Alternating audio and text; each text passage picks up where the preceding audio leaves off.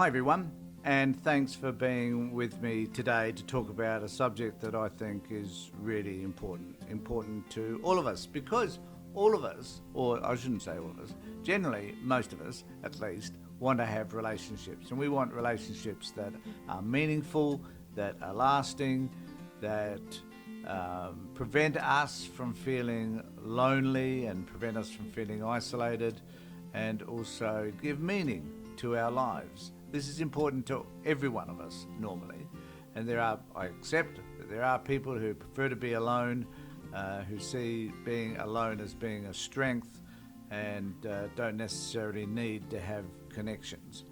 But for most of us, connections are important. We often find that through social media. We need to have connections with people. We need to have more people in our lives, it appears, and social media and the internet in particular provides that for us.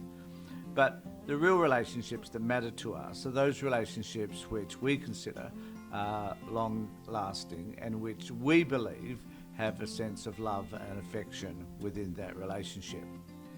Maintaining those relationships is really, really difficult. It's a struggle for many of us because we know that now the separation rate or the divorce rate is well over 50%, so people start relationships, they think they're going to have some great meaning to them, and for varying reasons they fall apart, they disintegrate. What I want to look at today is why do those relationships disintegrate, and what is it that we can do to ensure that that doesn't happen to you.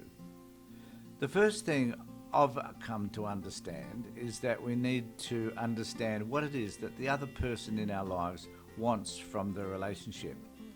We also need to understand that whatever it is that that other person wants is not necessarily the same thing as what we want.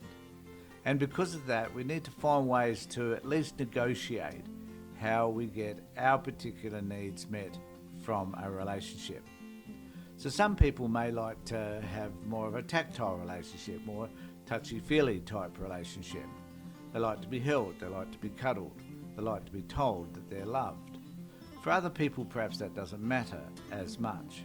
So for the person where that doesn't seem to be an issue for them, it is important to acknowledge that at least for the other person, it is important.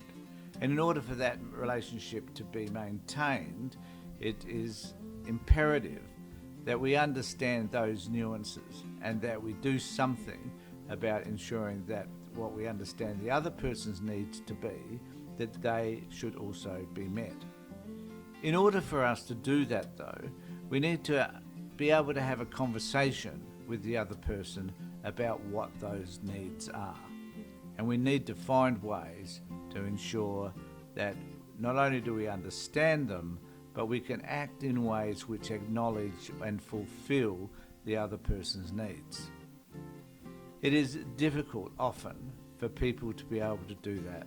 And one of the reasons why it becomes so difficult is that one particular person in that relationship is so needy about their own needs that they ignore the needs of the others.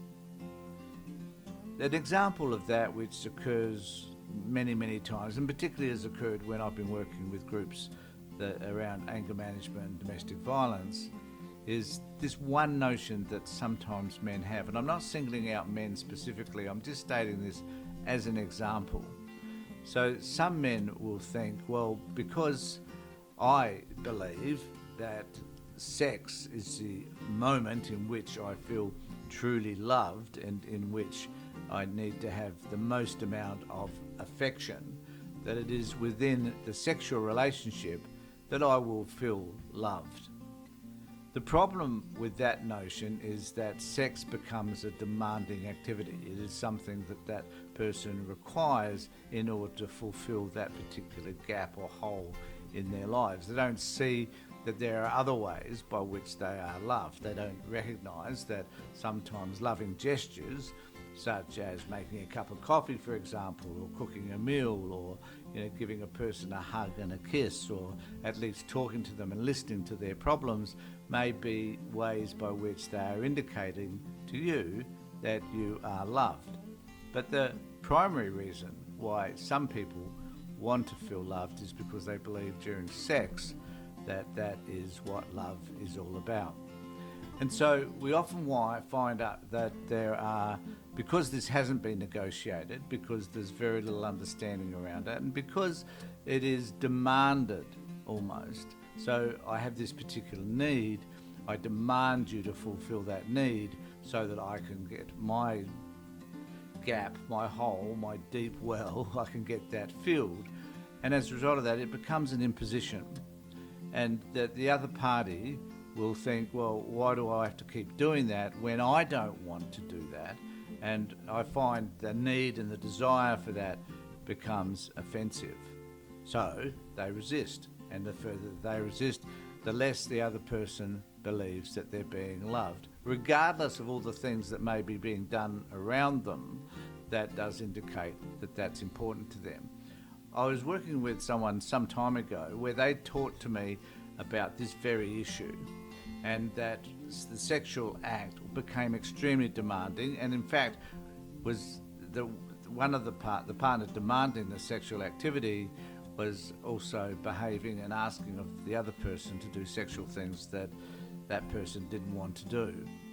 And as a result, sex became intolerable. It became something that this person could not stand because the demands were so great. Yet the person who was demanding it was insisting that it was going to be that person's way of feeling loved and feeling appreciated. Yet on the other hand, this other person was doing lots of things that would indicate to most people that they were being loved. Managing the finances, looking after the home, caring for a child, doing a whole host of things, and also working and bringing in some income, even though it wasn't as much as the other person's. So there are things that appear to be demanding and that the other person will choose to reject. And I think that's reasonable. But there are lots of other areas too in which people might demand something of somebody else, and that those needs are not being met. And some of them are more than reasonable. So one of them is simply this: listening. I often say to guys in particular, I must confess, I would often say to them, I'm going to give you 2 words, and if you could implement these 2 words, you will probably change your relationship forever. And the 2 words are simply shut up. Because often when someone's needs, and they believe, are not being met, they want to justify their position all the time. And that sense of egocentrism, whereby it is about my stuff that's most important, it interrupts any other conversation you can have about what the other person might require and the things that they might want in their lives that you're not giving them. So sometimes just listen. So I'll tell you a quick story about this. Many years ago, I would find that my wife would say to me, you, she'd start a sentence with you, and as soon as she said that word you, I would become defensive, because I would believe that everything that followed that was about blaming me for something. Now that defensiveness, that position of defensiveness that I took on, meant that I wasn't able to hear what she had to say. So I would then respond in ways which were helpful. I'd cut off, I'd be thinking about stuff that was completely not about what she was going to tell me or what she was trying to tell me. It was really about me making a decision that I wasn't going to listen to what she said, because I believed that what was going to follow was going to be an attack on me. So one day I chose to stop thinking about the you and started to focus on what it was that followed the you. So what was she saying after that that had particular meaning to her? Now what I discovered was that once I stopped defending myself after she'd mentioned the word you, incidentally, not a helpful way to start a conversation with you anyway, but nevertheless, that was the way I was responding. And so I decided to just shut up.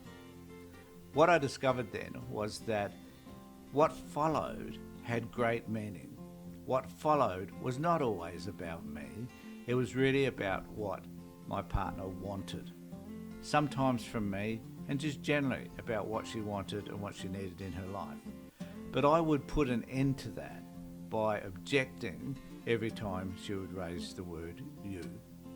So sometimes, just by shutting up, we will hear things from the other person that we never thought were possible, or that at least we prevented from being said. And it also provides an opportunity for people to talk about the things that are concerning them about our behaviour.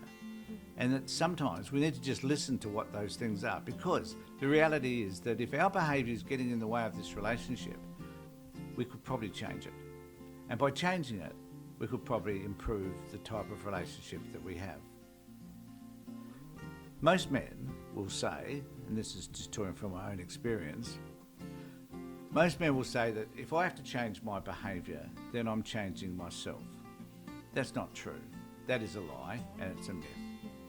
When we change our behaviour and we're doing something that is benefiting a relationship, we will find that we will feel better about the outcome of all of that, as opposed to maintaining behaviour that puts up barriers and that prevents other people from enjoying their relationship with us.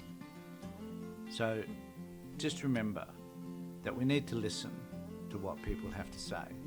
We need to be able to adjust our behaviour if our behaviour is causing offence to others. This is important. Don't allow our bad behaviour and the way we think to interfere with a relationship that we value.